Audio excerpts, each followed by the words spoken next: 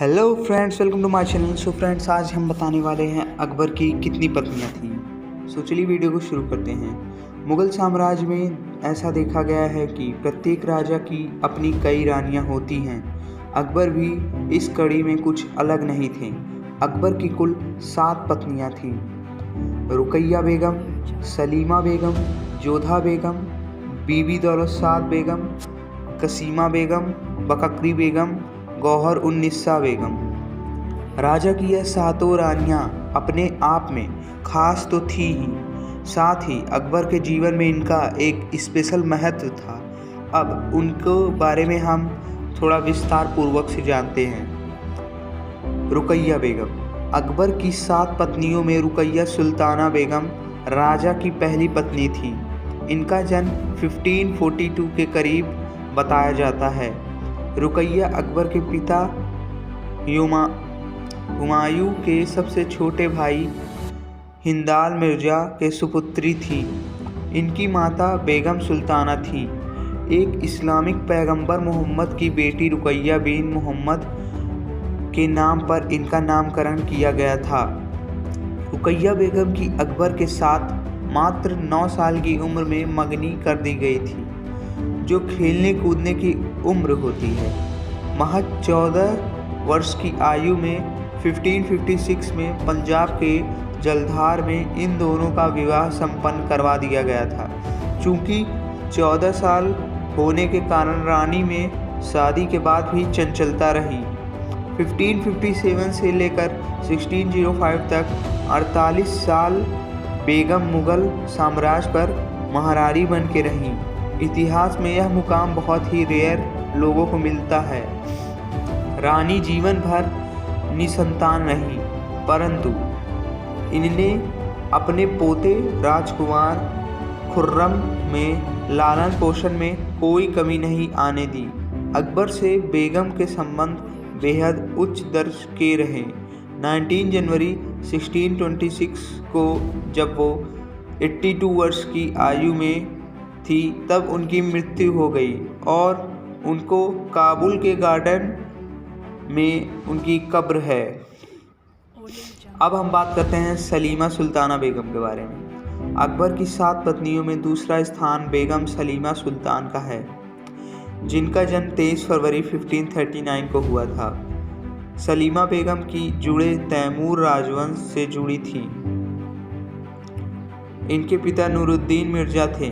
बेगम के सबसे प्रभावित करने वाले गुणों के कारण उनके पिता ने उनकी शादी बैरम खां के साथ रचा दी थी, लेकिन शायद खुदा को यह मंजूर नहीं था। 1561 में बैरम खां की हत्या हो गई थी, जिसके बाद बेगम सलीमा विधवा हो गईं। इसके बाद अकबर को यह इतिहास में सबसे दरियादिल राजा माना जाता है। उसका एग्जाम्पल सामने आया। सलीमा के विधवा होने के बाद राजा ने उससे विवाह कर लिया, उनको अपनी दूसरी पत्नी के रूप में स्वीकार किया। अपने राजसी जीवन में यह रानी भी कभी मां नहीं बन सकी। जब रानी 73 साल की थी, तब 15 दिसंबर 1612 में परलोक सिधार गईं। मंदकार बाग आगरा में इनकी कब्र है। अब हम बात करते हैं सबसे स्पेशल और जाने माने जोधा बेगम के बारे में। अगर इतिहास के कुछ पेचीदों मुद्दों को देखा जाए तो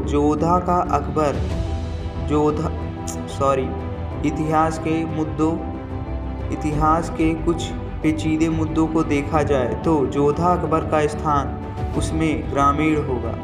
फिर बात चाहे जोधा से अकबर के संबंध की हो या फिर दोनों के विवाह की।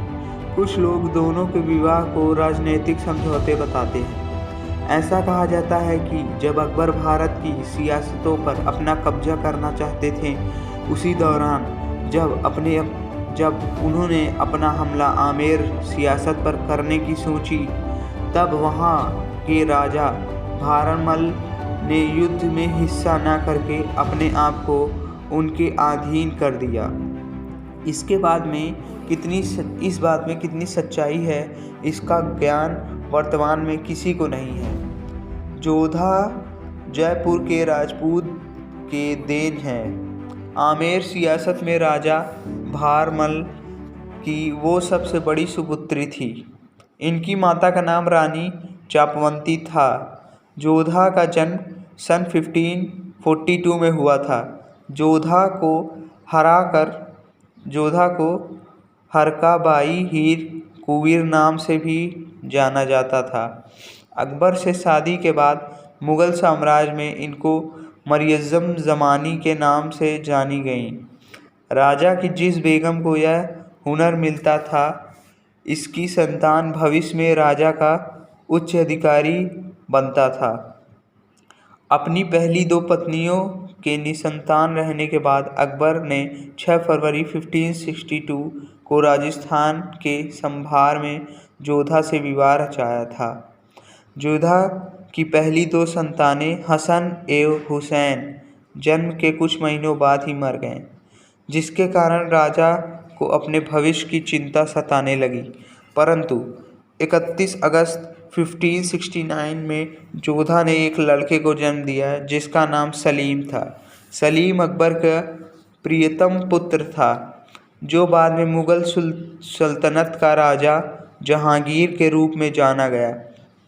एक हिंदू से विवाह रचाकर अकबर ने अपनी महानता की यह एग्जाम्पल दिया कि यह भी नहीं सोचा कि जोधा अकबर की प्रेम कहानी को हिस्ट्री में कई मायनों में याद किया जाएगा, और अकबर ने यह भी नहीं सोचा कि एक हिंदू को मैं पूरे सल्तनत का राजा बना रहा हूँ। जोधा की मौत 19 मई 1623 को बताई जाती है। अब हम बात करते हैं बीबी दौलत साद के बारे में। अकबर की यह बेगम उनकी पहली नज़र के प्यार के परिणाम थी। बात 1562 की थी। अकबर की एक शिकार के दौरान बेगम पर नज़र पड़ी। बेगम की खूबसूरती पर राजा फिदा हो गए। अबुल वासी से पहले से विवाह रचा चुके बेगम को शादी आदेश का पालन करना पड़ा। अबुल वासी से डिवोर्स दिलाकर अकबर 1562 में इनसे विवाह रचा लिया। इनके पिता मुबारक शाह थे। राजा को इनसे 2 पुत्री प्राप्त हुई। पहली 1572 में, जिसका नाम शकीरा एवं दूसरी जिसका नाम आरम बानो जाना जाता है। अकबर की अन्य 3 पत्नियों के बारे में इतिहास से जानकारी कम मिलती है, परंतु इनका राजा के जीवन में विशेष योगदान रहा था। तो इसलिए आज का वीडियो यही समाप्त होता है।